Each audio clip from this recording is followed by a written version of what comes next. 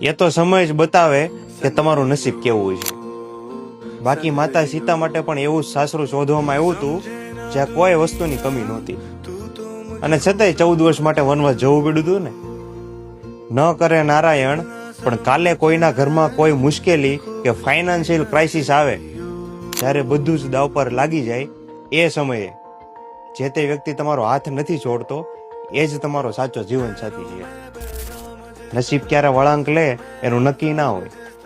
આજે તમારી પાસે કંઈ નથી અને કાલે તમે એક સારા લેવલ ઉપર પહોંચી જાઓ, એવું પણ પોસિબલ છે ને.